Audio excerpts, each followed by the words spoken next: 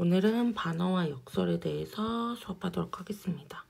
반어와 역설 같은 경우는 대신에 반어가 나오면 다른 작품들 이렇게 5개 줬을 때 나머지 4작품을 역설을 넣어서 헷갈리게 한다거나, 아니면 역설이 대신 시험 범위에 있을 때 나머지 4개를 반어를 넣어서 헷갈리게 한다거나, 2개는 이제 헷갈릴 수 있는 문학 개념들이기 때문에 지금 같이 섞어놨고요. 지금 이 수업을 계기로 좀 구분하는 거 잘 할 수 있으면 좋을 것 같네요. 그래서 일단 반어와 역설 비교할 거고, 실제 작품으로.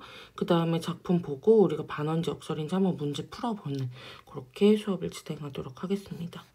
일단 지금 작품을 보면 대표적인 게 반어 작품이랑 역설 작품 하나씩 넣어놨는데, 일단 대표적인 시인도 한 명씩 얘기를 해볼게요.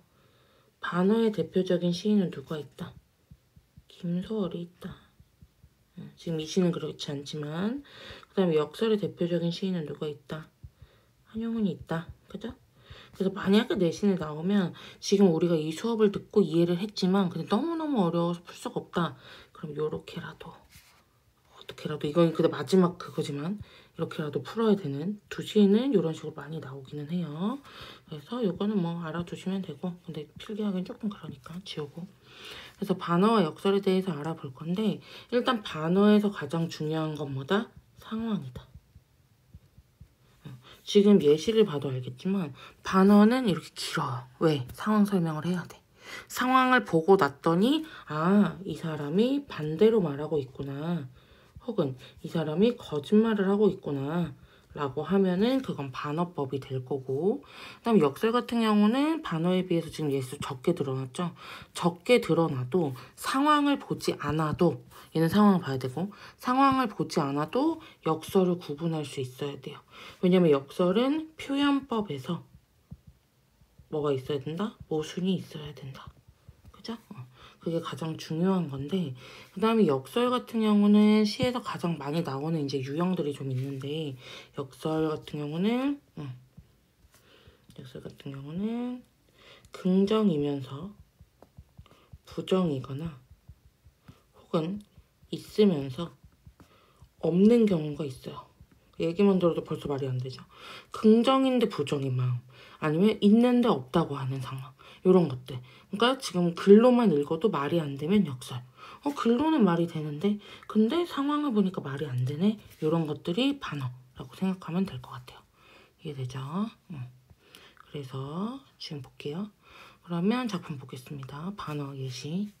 내가 그대를 생각함은, 생각한다는 거는 이 시에서, 요거 시도 많이 나오니까 이 시에서 생각한다는 건 뭐라고 보면 되냐면 사랑한다로 해석을 하면 조금 더 이해가 빠를 것 같아.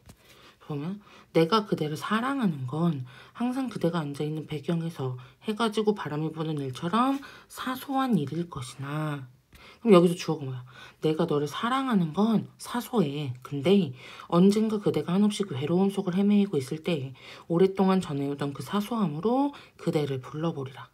근데 보니까 얘는 어떻게 사랑을 하냐면 항상 그대가 앉아있는 곳에서 배경이 되어줘. 눈에 띄진 않아도 해가 지고 바람이 부는 일처럼, 마치 공기처럼 난 항상 네 옆에 있을 거야, 이렇게 얘기를 한단 말이야.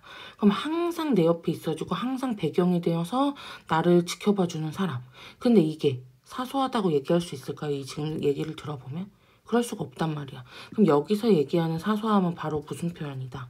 반어적 표현이다, 이렇게 얘기를 해야죠. 그죠? 지금 앞에 얘기랑 상황을 보니까 얘는 지금 엄청나게 사랑해. 근데 여기서 뭐라 그래?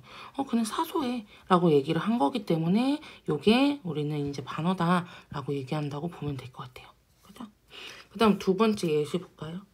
두 번째 예시를 보면 두 번째 예시, 이것은 소리 없는 아우성. 많이 예시 봤을 것 같은데 말 그대로 소리 없는 이라고 했죠? 그럼 소리가 없어. 근데 아우성은 소리가 있어. 그죠? 얘가 어떤 상황이고 깃발이 뭘 표현하고 뭐 바다로 가고 싶어하고 어떻게 흩날리고 이거 몰라. 모르지만 근데 어쨌든 소리가 없는데 소리가 있대.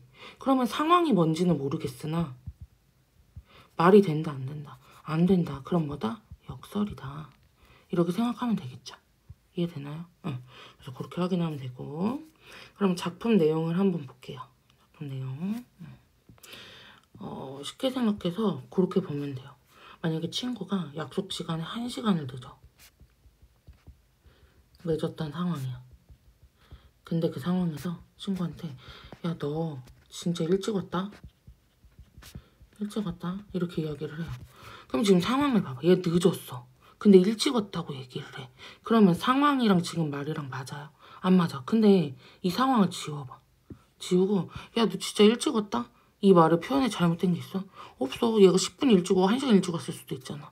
그러니까 반어는 항상 뭘 봐야 된다? 그 앞에 상황을 봐야 된다. 이렇게 기억하면 돼요. 그러면 예시를 한번 볼까요? 아, 님은 같지만 나는 님을 보내지 않아야 했습니다. 볼게요. 임은 같다고 표현을 했네. 같으면 내 옆에 있어, 없어? 없어. 그죠?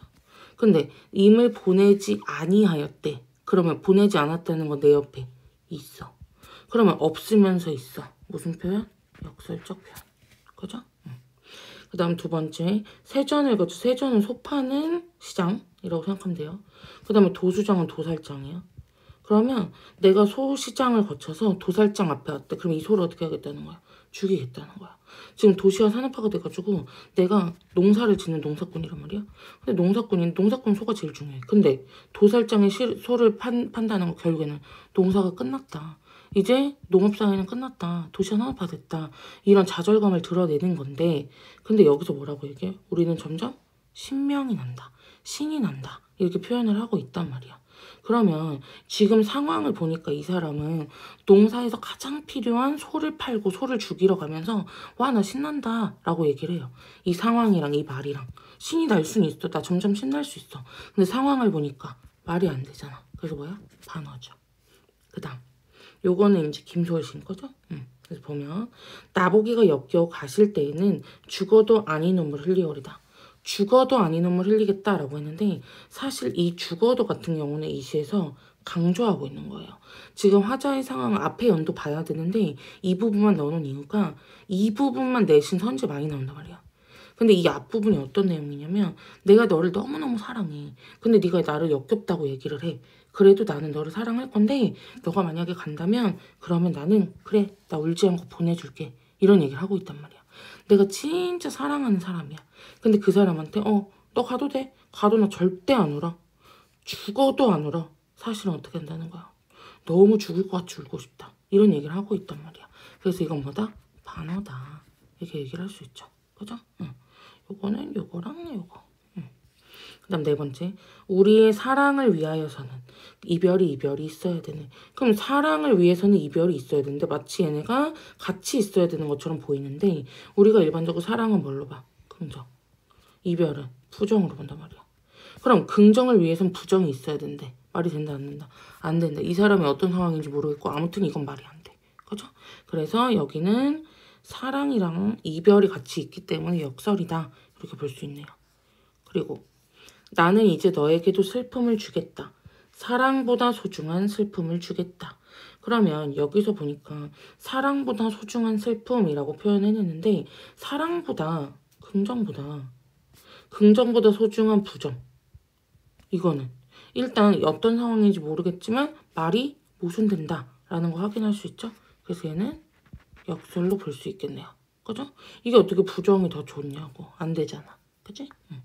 그 다음 오늘도 그대를 사랑하는 일보다 기다리는 일이 더 행복하였습니다. 우리 보니까 사랑하는 일도 기다리는 일도 다 긍정일 수 있어. 긍정 부정 나누지는 못해. 근데 사랑하는 일보다 기다리는 일이 더 좋진 않을 것 같아. 그치? 사랑하는 사람이 옆에 있는 게 좋지 기다린다는 건 옆에 없는 거잖아. 근데 사랑하는 일보다 기다리는 일이 더 행복했다라고 얘기를 한다는 거 이거는 사실은 거짓말하고 있다. 우리가 일반적인 생각과 반대로 말하고 있다. 그죠? 그래서 얘는 뭐다? 반어다. 이렇게 생각하면 되죠. 그리고 오늘도 어제도 안 잊고 먼 훗날 그때 잊었노라 라고 했는데 이건 대표적인 김소월 시인이죠. 그래서 먼 후일이라는 건데 이런 거야. 오늘이 월요일이야. 내가 이별을 했어. 근데 친구들이 야, 너 걔 잊었어? 이렇게 얘기를 해. 그럼 내가 얘기하는 거지. 아니, 아직 안 잊었어. 어제도 오늘도 안 잊었는데 나 내일 잊을게 라고 얘기를 해. 그럼 내가 화요일이 됐어. 화요일이 돼서 친구들이 또 물어봐. 너 잊었어? 아니, 아직 안 잊었어. 어제도 아니고 오늘도 안 잊었는데 나 내일 잊을게. 수요일이 돼. 그럼 잊었다고 또 하겠지? 나 내일 잊을게. 내일 잊을게. 이렇게 얘기를 해요. 그럼 여기서 잊었다는 건 진짜 있겠다는 얘기야. 상황을 보면 아니야. 얘 뭐 하고 있어? 거짓말이죠. 안 있겠다는 거야 지금. 그치? 그래서 얘는 뭐다? 반어다. 이렇게 보면 되겠네요. 이해되나요? 그래서 역설하고 반어하고 일단 구분해야 될 때 가장 중요한 건 반어는 상황을 봐야 된다. 그 상황을 반대로 말하고 있다던가 그 상황을 거짓말로 얘기하고 있다던가 그런 건 물론 상황을 통해서 확인할 수 있는 거고 그 다음에 역설 같은 경우는 표현 자체가 모순되거나 말이 안 돼야 돼요. 이게 왜 맞아? 이게 왜 사랑하는 것보다 기다리는 일이 더 좋아? 말이 안 되지. 아예 모순되거나 혹은 긍정이면서 부정적인 게 같이 있다거나 있으면서 없는 상황이 같이 일어난다거나 그죠? 이런 것들을 역설적 표현이다 라고 생각하면 되겠네요. 되나요? 그래서 질문이 있으면 댓글로 남겨주세요.